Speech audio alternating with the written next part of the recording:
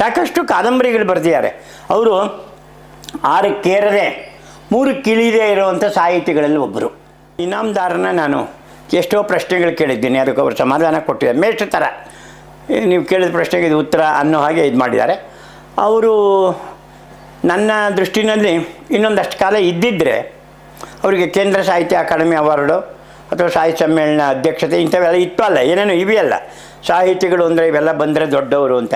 ಅದೇ ಅವರಿಗೆ ಬರೋದೇನು ಅಸಾಧ್ಯವಾದ ವಿಷಯ ಆಗಿತ್ತು. ಮನರಂಜನೆಗೆ ಅವರು ಯಾವತ್ತೂ ಏನೊಂದು ಪೆನ್ನನ್ನು ಎತ್ತದಂಥವ್ರಲ್ಲ. ದುಡಿಯೋದಿದೆಯಲ್ಲ ಯಾವ ಕ್ಷೇತ್ರದಲ್ಲಾದರೂ ಅದು ಕಾರ್ಮಿಕರೇ ಅವರಿಗೆ. ನನ್ನ ಪ್ರಕಾರ ITBT ಅವರು ಕಾರ್ಮಿಕರೇ, ಬಾಂಬೆನಲ್ಲಿ, ಬೆಂಗಳೂರಿನಲ್ಲ. ಅಷ್ಟು ಉಸಿರುಗಟ್ಟುವ ವಾತಾವರಣದಲ್ಲಿ ವ್ಯಾಸರಾಯ ಬಲ್ಲಾಳರು ಅವರಾಗೇ ಅವರು ಇಷ್ಟಪಟ್ಟರೋ ಅಥವಾ ರಾಮಕೃಷ್ಣ ಹೆಗಡೆಯವರು ಕೇಂದ್ರ ಸಾಹಿತ್ಯ ಅಕಾಡೆಮಿ ಅವಾರ್ಡ್ ಬಂದಮೇಲೆ ನಿಮ್ಗೊಂದು ಜಾಗ ಕೊಡ್ತೀವಿ, ಸೈಟ್ ಕೊಡ್ತೀವಿ, ಅದಿದೆ.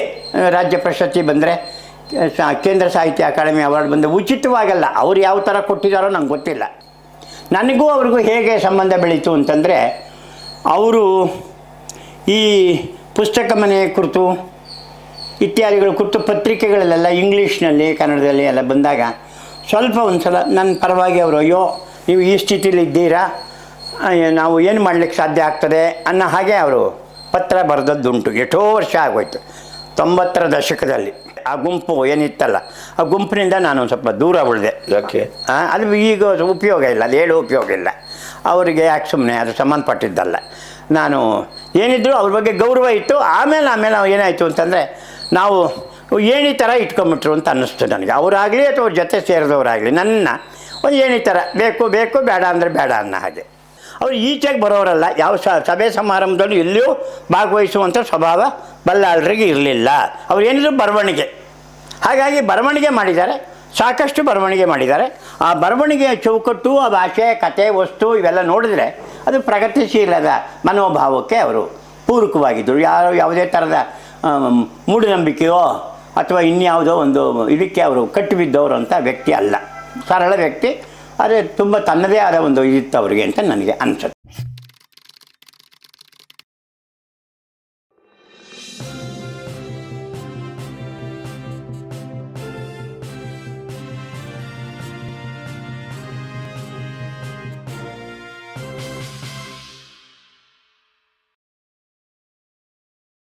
ಈಗ BM ಇನಾಮ್ದಾರ್.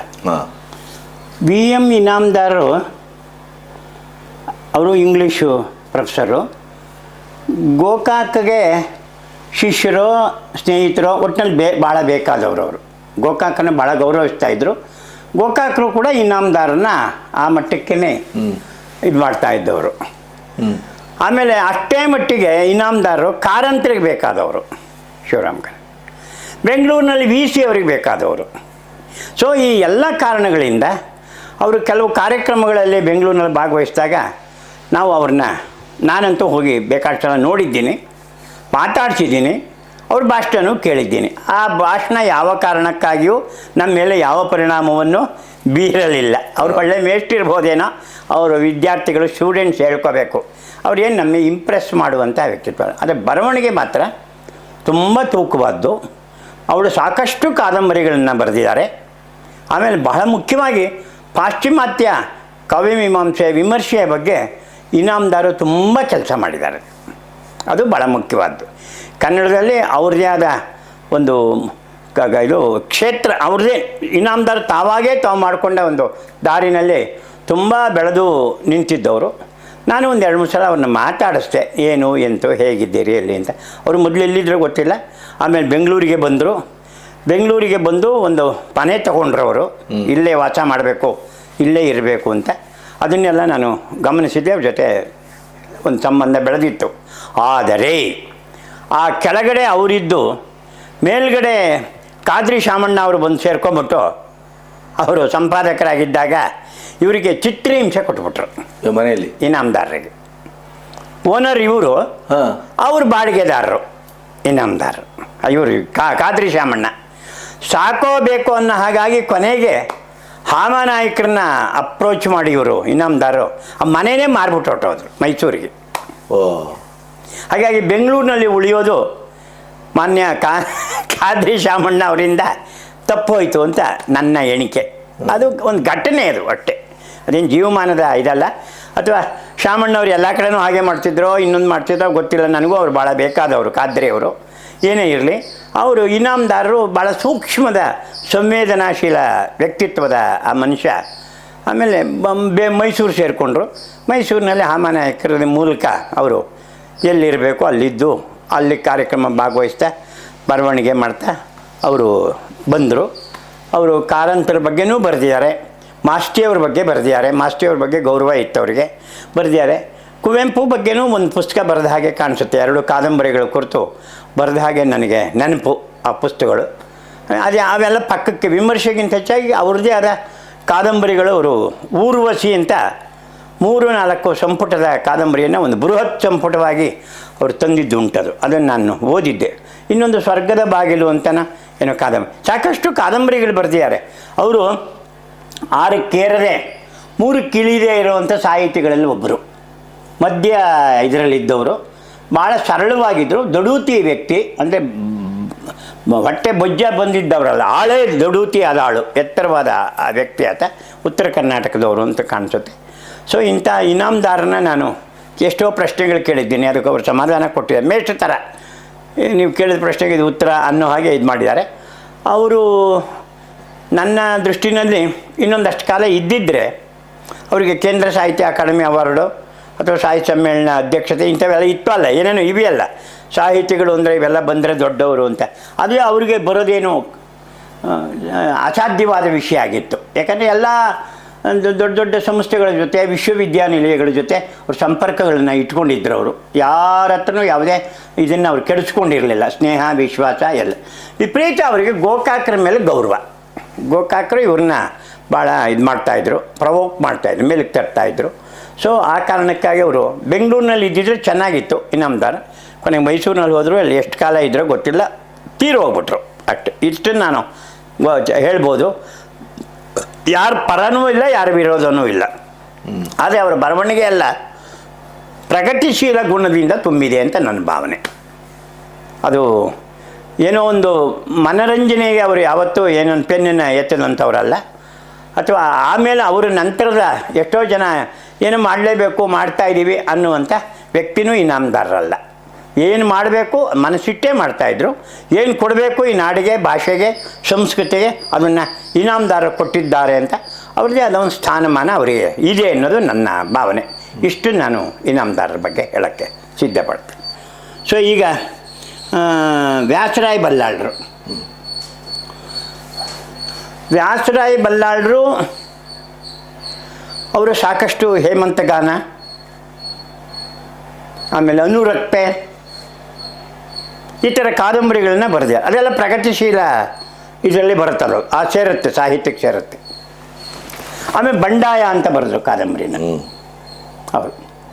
ಬಹುಶಃ ಬಂಡಾಯಕ್ಕೇ ಅವರಿಗೆ ಕೇಂದ್ರ ಸಾಹಿತ್ಯ ಅಕಾಡೆಮಿ ಅವಾರ್ಡು ಬಂದಿದೆ ಅಂತ ನಾನು ಅನ್ಕೋತೀನಿ. ಅವ್ರಿಗೆ ಕೇಂದ್ರ ಸಾಹಿತ್ಯ ಅಕಾಡೆಮಿ ಅವಾರ್ಡ್ ಬಂದಿತ್ತು. ನನಗೂ ಅವ್ರಿಗೂ ಹೇಗೆ ಸಂಬಂಧ ಬೆಳೀತು ಅಂತಂದರೆ, ಅವರು ಈ ಪುಸ್ತಕ ಮನೆ ಕುರಿತು ಇತ್ಯಾದಿಗಳ ಕುರಿತು ಪತ್ರಿಕೆಗಳಲ್ಲೆಲ್ಲ ಇಂಗ್ಲೀಷ್ನಲ್ಲಿ, ಕನ್ನಡದಲ್ಲಿ ಎಲ್ಲ ಬಂದಾಗ ಸ್ವಲ್ಪ ಒಂದು ಸಲ ನನ್ನ ಪರವಾಗಿ ಅವರು, ಅಯ್ಯೋ ನೀವು ಈ ಸ್ಥಿತಿಲಿ ಇದ್ದೀರಾ, ನಾವು ಏನು ಮಾಡಲಿಕ್ಕೆ ಸಾಧ್ಯ ಆಗ್ತದೆ ಅನ್ನೋ ಹಾಗೆ ಅವರು ಪತ್ರ ಬರೆದದ್ದುಂಟು. ಎಷ್ಟೋ ವರ್ಷ ಆಗೋಯ್ತು, 90ರ ದಶಕದಲ್ಲಿ. ಆಮೇಲೆ ಅವರು ನಾನು ಬೆಂಗಳೂರಿಗೆ ಬಂದಾಗ ಬರ್ತೀನಿ ಮನೆಗೆ, ನೋಡ್ತೀನಿ ಅಂತ ಹೇಳಿದ್ರು. ಹಾಗೆ ಬಂದಿದ್ದರು, ಮನೆಗೂ ಬಂದಿದ್ದರು, ನೋಡಿದರು. ನನ್ನ ವಿಸಿಟರ್ ಬುಕ್ಕಲ್ಲಿ ಅವ್ರದ್ದು ಒಂದು ಅದ್ಭುತವಾದ ಒಂದು ಪ್ಯಾರಾದಲ್ಲಿ ಪುಸ್ತಕ ಮನೆ ನನ್ನ ಕುರಿತು ಎಲ್ಲ ಬರೆದು ಎಲ್ಲ ಮಾಡಿದ್ದಾರೆ. ಇದು ಅವರು ಅಲ್ಲಿದ್ದಾಗಲೇ. ಆದರೆ ಆಮೇಲೆ ಅವರು ಒಂದು ರೀತಿ ಕಮ್ಯುನಿಸ್ಟ್ ಅಲ್ಲೇ ಇದ್ದರು. ಆ ಬಾಂಬೆ ಹೇಗಿತ್ತು ಅಂತಂದರೆ ಒಂದು ವಿಚಿತ್ರವಾದ ಇದು. ಅಲ್ಲಿ ಕಾರ್ಮಿಕರು ಅದಕ್ಕಿಂತ ಹೆಚ್ಚಾಗಿ ಯಂತ್ರದ ಥರ ಅದು ದುಡಿಯೋದಿದೆಯಲ್ಲ, ಯಾವ ಕ್ಷೇತ್ರದಲ್ಲಾದರೂ ಅದು ಕಾರ್ಮಿಕರೇ ಅವರಿಗೆ. ನನ್ನ ಪ್ರಕಾರ ITBT ಅವರು ಕಾರ್ಮಿಕರೇ ಬಾಂಬೆನಲ್ಲಿ, ಬೆಂಗಳೂರಿನಲ್ಲ. ಅಷ್ಟು ಉಸಿರುಗಟ್ಟುವ ವಾತಾವರಣದಲ್ಲಿ ವ್ಯಾಸರಾಯ ಬಲ್ಲಾಳರು ಅವರಾಗೇ ಅವರು ಇಷ್ಟಪಟ್ಟರೋ ಅಥವಾ ರಾಮಕೃಷ್ಣ ಹೆಗಡೆಯವರು ಕೇಂದ್ರ ಸಾಹಿತ್ಯ ಅಕಾಡೆಮಿ ಅವಾರ್ಡ್ ಬಂದಮೇಲೆ ನಿಮ್ಗೊಂದು ಜಾಗ ಕೊಡ್ತೀವಿ, ಸೈಟ್ ಕೊಡ್ತೀವಿ, ಅದಿದೆ, ರಾಜ್ಯ ಪ್ರಶಸ್ತಿ ಬಂದರೆ ಕೇಂದ್ರ ಸಾಹಿತ್ಯ ಅಕಾಡೆಮಿ ಅವಾರ್ಡ್ ಬಂದು ಉಚಿತವಾಗಲ್ಲ, ಅವ್ರು ಯಾವ ಥರ ಕೊಟ್ಟಿದ್ದಾರೋ ನಂಗೆ ಗೊತ್ತಿಲ್ಲ. ಆದರೆ ಕನ್ಸೆಷನ್ ಏನೋ ಇರ್ಬೋದು, ಪ್ರಯಾರಿಟಿ ಹೌದು. ನೀವು ಹಾಕಿದ ತಕ್ಷಣ ಒಂದು ಅಪ್ಲಿಕೇಶನ್ ಕೊಡಿ ಅಂತಾರೆ, ಹಾಕಿದ ತಕ್ಷಣ ಕೊಟ್ಟುಬಿಡ್ತಾರೆ. ಹಾಗೆ ಅವರು ಬಂದವರು ಅಲ್ಲಿ ಏನು ಏರಿಯಾನೋ ನನಗೆ ಐಡಿಯಾ ಬರ್ತಾ ಇಲ್ಲ, ಪದ್ಮನಾಭನಗರದ ಆಜುಬಾಜು ಅಲ್ಲಿ ಒಳ್ಳೆ ಅದ್ಭುತವಾದ ಜಾಗದಲ್ಲಿ ಅವರು ತಮ್ಮ ಪಾಡಿಗೆ ತಾವು, ನನ್ನ ಮನೆಗೆ ಹೋಗೋ ರಸ್ತೆ ಅದು, ಯಾವಾಗಲೂ ನಾನು ಅಲ್ಲಿಂದ ಬರಬೇಕು ಹೋಗಬೇಕು ಅಂದರೆ ಇವನು ಕಂಡು ಇದ್ದರೆ ಮಾತಾಡಿಸಿ ಇನ್ನೊಂದು ಮಾಡಿ ಹೋಗ್ತಾಯಿದ್ದೆ. ಮುಕ್ತವಾಗಿ ಮಾತಾಡ್ತಾಯಿದ್ರು ಅವರು ವ್ಯಾಸರಾಯ ಬಲ್ಲಾಳರು. ಸಾಮಾನ್ಯವಾಗಿ ಬಾಂಬೆನಲ್ಲಿದ್ದ ಬರಹಗಾರರು ಎಲ್ಲರೂ ಕೂಡ ಇಲ್ಲ ಗೋಕಾಕರ ಅಭಿಮಾನಿಗಳು, ಇಲ್ಲ ಕಾರಂತರ ಅಭಿಮಾನಿಗಳು ಆಗಿದ್ದವರು ಅವರು. ಆಮೇಲೆ ಇವರು ಭಾಳ ಹಳೆಯ ಕಾಲದಲ್ಲೇ ಯಾವುದೋ ಪತ್ರಿಕೆಯಲ್ಲಿ ಅಲ್ಲಿಗೆ ಏನು ಬರ್ತಿತ್ತೋ ಗೊತ್ತಿಲ್ಲ, ಮರ್ತ್ಬಿಟ್ಟಿನ ಪತ್ರಿಕೆ ಹೆಸರು. ಬಾಂಬೆನಲ್ಲಿ ಒಂದು ಪತ್ರಿಕೆ ಬರ್ತಿತ್ತು, ಅದ್ರ ಕಾಲಂ ಬರೀತಾಯಿದ್ರು ಇವರು, ಯಾರು ಬಲ್ಲಾಳರು ಬರೀತಾಯಿದ್ರು. ಸೊ ಹೀಗಿದ್ದಂತಹ ಬಲ್ಲಾಳರು ಸರಳ ಜೀವಿ, ಒಂದು ಪೈಜಾಮ ಹಾಕ್ಕೊಂಡು ಒಂದು ಬಿಸ್ಕೆಟ್ ಕಲರ್ದು ಒಂದು ಜುಬ್ಬ ಹಾಕ್ಕೊಂಡು ಇದ್ರೆ ಅಷ್ಟೇ. ಯಾರು ಹೋಗ್ತಾ ಬರ್ತಾ ಇದ್ದವರಿಗೆ ಇವರು ಸಾಹಿತಿನೂ ಅಂತಲೂ ಗೊತ್ತಿಲ್ಲ, ಅಥವಾ ಇವ್ರು ಯಾರೋ ದೊಡ್ಡ ಮನುಷ್ಯ ಅಂತಲೂ ಕೂಡ ಏನು ಅವರು ಇದು ಮಾಡಿದವರು, ಧ್ವನಿ ಎತ್ತು ಮಾತಾಡಿದವರಲ್ಲ. ಭಾಳ ಮೆದುವಾಗಿ ಮಾತಾಡ್ತಾಯಿದ್ರು, ಸ್ಪಷ್ಟವಾಗಿ ಖಚಿತವಾಗಿ ಮಾತಾಡೋದು ಅವರ ಅಭ್ಯಾಸ ಆಯಿತು. ಆಗ ಅವ್ರ ಕುರಿತು ನಾವು ನನ್ನ ಗೆಳೆಯರು, ಕೆಲವರು ಹಿರಿಯರು ಗೆಳೆಯರೆಲ್ಲ ಸೇರಿಕೊಂಡು ಅವ್ರಿಗೊಂದು ಸನ್ಮಾನವೋ ಗ್ರಂಥ ಅರ್ಪಣೆ ಮಾಡಬೇಕು ಅಂತೇನೋ ಶುರು ಮಾಡಿದ್ದೆ ನಾನು ಅದನ್ನು, ಧ್ವನಿನ. ಅವೆಲ್ಲ ನಮಗಲ್ಲಪ್ಪ, ನನಗೆ ಬೇಡಪ್ಪ ಅಂತ ಇವ್ರು ಅನ್ನೋರು. ಅವರು ಯಾರನ್ನು ಕರೆದು ಎಲ್ಲ ಮಾಡಿ ಮುಟ್ಟಿದ ಮೇಲೆ ಅವರು ಅದನ್ನು ಕೈಗೆತ್ಕೊಂಡು ಆಮೇಲೆ ಕೊನೆಗೆ ನವ ಕರ್ನಾಟಕದವರು ಅದನ್ನು ಪ್ರಕಟಿಸಿದರು ಅಂತ ಕಾಣಿಸುತ್ತೆ. ನಾನು ಆವಾಗ ಒಂದು ಸ್ವಲ್ಪ ದೂರ ಉಳಿದೆ, ಆ ಗುಂಪು ಏನಿತ್ತಲ್ಲ ಆ ಗುಂಪಿನಿಂದ ನಾನು ಒಂದು ಸ್ವಲ್ಪ ದೂರ ಉಳಿದೆ. ಯಾಕೆ? ಅದು ಈಗ ಉಪಯೋಗ ಇಲ್ಲ, ಅದು ಹೇಳೋ ಉಪಯೋಗ ಇಲ್ಲ ಅವರಿಗೆ, ಯಾಕೆ ಸುಮ್ಮನೆ ಅದು ಸಂಬಂಧಪಟ್ಟಿದ್ದಲ್ಲ. ನಾನು ಏನಿದ್ರು ಅವ್ರ ಬಗ್ಗೆ ಗೌರವ ಇತ್ತು. ಆಮೇಲೆ ಏನಾಯಿತು ಅಂತಂದರೆ ನಾವು ಏಣಿ ಥರ ಇಟ್ಕೊಂಬಿಟ್ರು ಅಂತ ಅನ್ನಿಸ್ತು ನನಗೆ. ಅವರಾಗಲಿ ಅಥವಾ ಅವ್ರ ಜೊತೆ ಸೇರಿದವರಾಗಲಿ ನನ್ನ ಒಂದು ಏಣಿ ಥರ, ಬೇಕು ಬೇಡ ಅಂದರೆ ಬೇಡ ಅನ್ನೋ ಹಾಗೆ. ಅದು ನನ್ನ ಬದುಕಿನಲ್ಲಿ ನಾನು ಕಂಡುಕೊಂಡದ್ದು. ಅದನ್ನು ಪಾಪ ಬಲ್ಲಾಳರ ಮೇಲೆ ಯಾಕೆ ಹೇಳಲಿ ಅದನ್ನು, ಅವರು ಭಾಳ ಸೌಜನ್ಯಪರರು. ನೀವು ಅಷ್ಟು ಜೋರಾಗಿ ಗಟ್ಟಿಯಾಗಿ ಮಾತಾಡಿದ್ರೆ ನನಗೆ ಮುಜುಗರ ಆಗಿಬಿಡುತ್ತೆ ಅಂತ ಅಂದ್ಬಿಟ್ಟವ್ರು ಒಂದು ಸಲ. ನಾನು ಬಲ್ಲಾಳರಿಗೆ ಅನ್ಯಾಯ ಆಗಿದೆ ಅಂತಂದರೆ ಅಯ್ಯೋ ಹಾಗೆಲ್ಲ ಮಾತಾಡಬೇಡಿ ಹೇಳಬೇಡಿ ಅಂದವ್ರು ಅವರು. ಸೊ ಇಂಥವ್ರಿಗೆ ನಾವು ಧ್ವನಿ ಎತ್ತಕ್ಕಾಗಲ್ವಲ್ಲ, ಸುಮ್ಮನಿರ್ಬೇಕು ನಾವುವೇ, ದೂರದಿಂದ ನಮಸ್ಕಾರ ಮಾಡಿಕೊಂಡು ಅಂತ.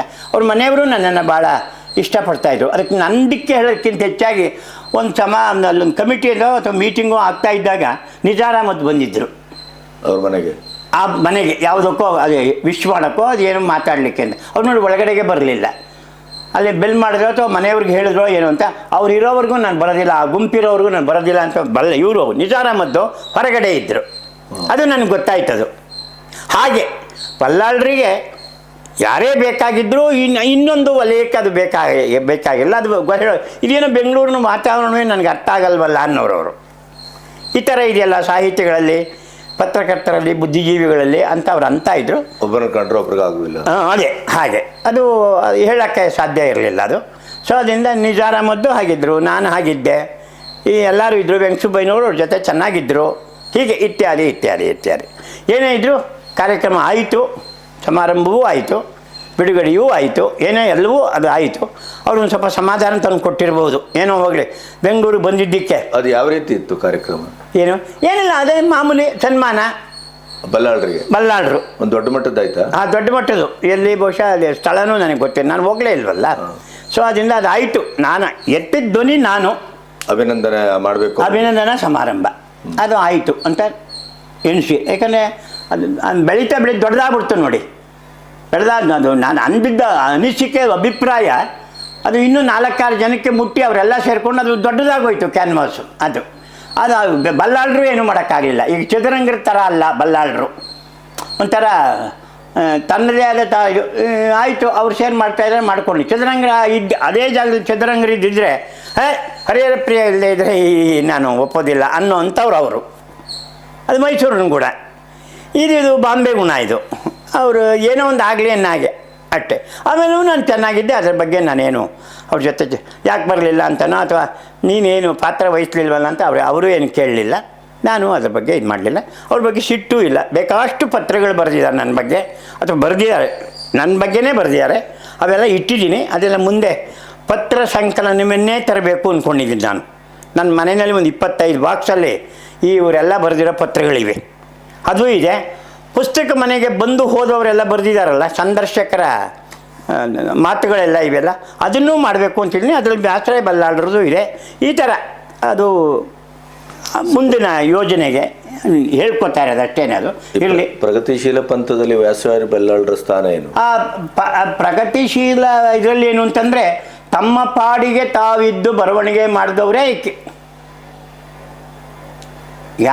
ಅವ್ರು ಯಾವ ಚಳುವಳಿ ಹೋರಾಟ ಮಾಡಲಿಲ್ಲ, ಇಳಿಲಿಲ್ಲ. ಅವ್ರದ್ದು ಏನಿದ್ರು ಎಲ್ಲ ಬರವಣಿಗೆಯಿಂದನೇ ಮಾಡಬೇಕಾಗಿತ್ತು. ಹಾಗಾಗಿ ಏನಾಗುತ್ತೆ, ಈಗ ಚದುರಂಗರು ಹೋರಾಟ ಏನು ಮಾಡಲಿಲ್ಲ, ಬೀದಿಗಿಳಿದು ಹೋರಾಟ ಏನು ಮಾಡಲಿಲ್ಲ, ಗೊತ್ತಾಯ್ತಾ? ಇನಾಮದಾರರು ಬೀದಿಗೆ ಬಂದು ಕೂಗಿ ಜನಗಳೆಲ್ಲ ಸೇರಿಸಿ ನಾವು ಪ್ರಗತಿಶೀಲರು, ಅದು ಪ್ರಗತಿಶೀಲ ತತ್ವ ಇದು, ನೀವು ಅನುಸರಿಸಿ ಅಂತ ಹೇಳಿದೆ. ಸದ್ದು ಗದ್ದಲ ಇಲ್ಲದೇ ಬರೀತಾರಲ್ಲ, ಅದೂ ಒಂದು ಭಾಳ ಮುಖ್ಯವಾದ್ದು. ಅದು ಸಾಮಾಜಿಕ ಜವಾಬ್ದಾರಿಯಿಂದನೇ. ಯಾಕಂದರೆ ಅವರು ಯಾವ ಉದ್ಯೋಗದಲ್ಲಿದ್ದರು, ಉದ್ಯೋಗ ಮಾಡ್ತಾನೇ ಇದ್ದು ಆಮೇಲೆ ಬಂದು ಬರವಣಿಗೆ ಮಾಡೋರು. ಅದನ್ನೆಲ್ಲ ಇದೆಲ್ಲ ಅವರ ಕಾರ್ಮಿಕರು ಬಾಂಬೆ ಜೀವನ ಇದನ್ನೆಲ್ಲ ಪಡಿಯಚ್ಚು ಮಾಡಿದ ಹಾಗೆ ವ್ಯಾಸರಾಯ ಬಲ್ಲಾಳರು ಕೊಟ್ಟಿದ್ದಾರೆ, ಬಂಡಾಯದಲ್ಲಿ ಕೊಟ್ಟಿದ್ದಾರೆ. ಆಮೇಲೆ 1-2 ಕಾದಂಬರಿ ಬಂದಿವೆ. ಏನಂತಂದರೆ, ಬರಹಗಾರನಾದವನು ನೇರವಾಗಿಯೇ ಹೋರಾಟದಲ್ಲಿ ಇಳಿದು ಚಳುವಳಿ ಮಾಡಬೇಕಂತ ಪ್ರಮೇಯ ಎಲ್ಲೂ ಇಲ್ಲ, ಎಲ್ಲೂ ಇಲ್ಲ. ಇದ್ರೂ ತಪ್ಪಲ್ಲ. ಈಗ ಕುವೆಂಪು ಅವರು ನೀವು ಯಾವ ಚಳವಳಿಯಲ್ಲಿ ಭಾಗವಹಿಸಿದ್ದಾರೆ ಅಂತ ಕೇಳೋಕ್ಕಾಗತ್ತೆ? ಅವರು ಈಚೆಗೆ ಬರಲಿಲ್ಲ. ಅದೇ ಅವ್ರು ಬರೆದಿರೋದೆಲ್ಲ ಚಳುವಳಿಗಾರರಿಗೆ, ಚಳುವಳಿಗೆ ಸಂಬಂಧಪಟ್ಟಿದ್ದೆಲ್ಲ ಕೂಡ ಹೋರಾಟ. ಕನ್ನಡದ ಬಗ್ಗೆ ಅವರಷ್ಟು ಬರೆದಿರೋಷ್ಟು ಪದ್ಯಗಳು ಇನ್ಯಾರೂ ಬರೆದಿಲ್ಲ. ನಾವೆಲ್ಲ ಅದನ್ನೇ ಹೇಳ್ತೀವಿ. ನಾಡಗೀತೆನೂ ಕುವೆಂಪುದೆ, ರೈತರ ಗೀತೆನೂ ಕುವೆಂಪುದೆ, ಬಾರಿಸು ಕನ್ನಡ ಡಿಂಡಿಮು ಅಂತ ಅವೆಲ್ಲ ಬರೆದಿರೋದೆಲ್ಲ ಇದೆ. ಆದರೆ ಅವ್ರೇನು ಈಚೆಗಡೆ ಬಂದು ಟೇಬಲ್ ಕುಟ್ಟಿ ಭಾಷಣ ಮಾಡಿ ಎಲ್ಲೂ ಮಾತಾಡಿದ್ದಿಲ್ಲ. ಆದರೆ ಚಳವಳದ ಒಂದು ಭಾಗ ಅದು ಹೌದಲ್ಲ? ಅದನ್ನೇನು ಹೇಳ್ತಾರೆ, ಪೂರಕವಾದಂಥ ವಾತಾವರಣವನ್ನು. ಹೌದು, ವಿರೋಧಿಗಳಾಗ್ದಾನೆ ಆ ಥರದ ವಿರೋಧ ಬರವಣಿಗೆ ಮಾಡ್ದೇನೆ ಪೂರಕವಾಗಿ ಮಾಡಿರೋದು. ಮತ್ತು ಭಾಳ ಪ್ರಶಾಂತವಾಗಿ ಇದ್ದುಕೊಂಡು, ಅಂದರೆ ಅಲ್ಲೋ ಯಾವುದೇ ಥರದ ಗೊಂದಲ ಇಲ್ದಾನೆ. ಈಗ ನಾವು ತರಾಸು ಅವ್ರನ್ನ ನಾವು ಹೇಳಿದ್ನಲ್ಲ, ಆನಾಕರು ತಾರಾಸು ಇಂಥವರು ಮಠಾಧಿಪತಿಗಳ ಜೊತೆ ಚೆನ್ನಾಗಿದ್ದರು. ಮಠಾಧಿಪತಿಗಳು ಕುರಿತು ಬರೆದಿದ್ದಾರೆ, ಪುಸ್ತಕಗಳೆಲ್ಲ ಬರೆದಿದ್ದಾರೆ. ಇವರು ವ್ಯಾಸರಾಯ ಬಲ್ಲಾಳರು ಆ ಥರ ಅಲ್ಲ, ಆ ಥರ ಇಲ್ಲ. ತಾವು ಕಂಡ ಜೀವನವನ್ನು ಚಿತ್ರಿಸುವ ಮೂಲಕವೇ, ಬಾಂಬೆ ಜೀವನವನ್ನೇ ಚಿತ್ರಿಸುವ ಮೂಲಕವೇ ಅವರು ಪೂರಕವಾಗಿದ್ದರು. ಅನ್ನೋರು ಪ್ರಗತಿಶೀಲ ಇದಕ್ಕೆ ಬರ್ತಾರೆ. ಅವರೇನು ಹೋರಾಟಗಾರರಲ್ಲ, ಬರವಣಿಗೆ ದೃಷ್ಟಿಯಿಂದ ಅದು ಅಧ್ಯಯನ ಮಾಡಿದವರಿಗೆ ಇವರೊಬ್ಬ ಪ್ರಗತಿಶೀಲ ತತ್ವವನ್ನು ಅನುಸರಿಸಿದವರು ಅಂತ ಬರುತ್ತೆ. ಅದು ಮುಖ್ಯ. ಎರಡೂ ಇದಿರುತ್ತೆ. ಹೋರಾಟಕ್ಕೂ ಇಳಿದವರು, ಹೋರಾಟವೇ ಮಾಡ್ದೇ ತಮ್ಮ ಪಾಡಿಗೆ ತಾವು ಅದಕ್ಕೆ ಪೂರಕವಾಗಿ ಇರುವಂಥವರು ಕೂಡ ಅದರಲ್ಲಿ ಬರ್ತಾರೆ ಅಂತ ನನ್ನ ಇದು. ಅದು ಬೇರೆ ಉದಾಹರಣೆಗಳು ಎಷ್ಟೋ ಕೊಡ್ಬೋದು ನಾನು. ಹೊರ ಭಾಷೆಯ, ಹೊರ ದೇಶದ ಉದಾಹರಣೆ ಕೊಡ್ಬೋದು, ಬೇಕಿಲ್ಲ. ಯಾಕೆ ಅವ್ರನ್ನ ಕೊಟ್ಟು ಇವ್ರನ್ನ ಅಳೆಯೋದು ಯಾಕೆ? ಸೊ ಹಾಗಾಗಿ ಬಲ್ಲಾಳರದು ಅವರು ಹುಟ್ಟಿದ್ದಾಗೆ ಬೆಳೆದಿದ್ದಾಗೆ ಅದನ್ನು ಅಧ್ಯಯನ ಅದೆಲ್ಲ ಬರ್ತಾ ಇದೆ. ಅವರು ಬರೆದಿದ್ದಾರೆ. ಈ ಅಭಿನ್ನ ಗ್ರಂಥಗಳು ಅವು ಇವು ಎಲ್ಲ ಬಂದಿದೆ. ನನ್ನ ಉದ್ದೇಶ ಅವರು ಕಾಣುವ ಪ್ರಮೇಯ ಬಂದಿದ್ದು. ನಾನೇನು ಹೋಗಿ ಬಾಂಬೆನಲ್ಲಿ ಅವ್ರನ್ನೇನು ನೋಡಲಿಲ್ಲ, ಬಾಂಬೆಗೆ ಹೋಗಿಲ್ಲ ಅವ್ರು ನೋಡೋಕ್ಕೆ. ಬೆಂಗಳೂರಿಗೆ ಬಂದ ಮೇಲೆ ನನ್ನ ಅವರ ಸಂಪರ್ಕ ಬೆಳೀತಾ ಬಂತು. ಅದಕ್ಕೆ ಕಾರಣ ಏನೋ, ಅವ್ರು ಬರೆದ ಪತ್ರಗಳು. ನನಗೆ ಪತ್ರಗಳು ಬರೆಯೋರು. ನಾನು ರಾಜಾಜಿನಗರದಲ್ಲಿದ್ದಾಗ ಪುಸ್ತಕ ಮನೆ ಕುರಿತು, ನನ್ನ ಕುರಿತು ಈ ಥರದ್ದು ಅಲ್ಲಿ ಶುರುವಾಗಿತ್ತು. ಪತ್ರ ವ್ಯವಹಾರಗಳಿಂದ ಶುರುವಾಗಿತ್ತು. ಅವ್ರು ಬೆಂಗಳೂರಿಗೆ ಬಂದ್ರಲ್ಲ ಅಂತ ನಾನು ಅವ್ರನ್ನ ಕಾಣೋಕ್ಕೆ ಮಾಡೋಕ್ಕೆ ಹೋಗ್ತಾ ಇದ್ನಲ್ಲ. ಅವ್ರು ಈಚೆಗೆ ಬರೋರಲ್ಲ. ಯಾವ ಸಭೆ ಸಮಾರಂಭದಲ್ಲೂ ಎಲ್ಲಿಯೂ ಭಾಗವಹಿಸುವಂಥ ಸ್ವಭಾವ ಬಲ್ಲಾಳರಿಗೆ ಇರಲಿಲ್ಲ. ಅವ್ರು ಏನಿದ್ರು ಬರವಣಿಗೆ. ಹಾಗಾಗಿ ಬರವಣಿಗೆ ಮಾಡಿದ್ದಾರೆ, ಸಾಕಷ್ಟು ಬರವಣಿಗೆ ಮಾಡಿದ್ದಾರೆ. ಆ ಬರವಣಿಗೆಯ ಚೌಕಟ್ಟು, ಆ ಭಾಷೆ, ಕತೆ, ವಸ್ತು ಇವೆಲ್ಲ ನೋಡಿದ್ರೆ ಅದು ಪ್ರಗತಿಶೀಲದ ಮನೋಭಾವಕ್ಕೆ ಅವರು ಪೂರಕವಾಗಿದ್ದರು. ಯಾವುದೇ ಥರದ ಮೂಢನಂಬಿಕೆಯೋ ಅಥವಾ ಇನ್ಯಾವುದೋ ಒಂದು ಇದಕ್ಕೆ ಅವರು ಕಟ್ಟಿಬಿದ್ದವರು ಅಂತ ವ್ಯಕ್ತಿ ಅಲ್ಲ.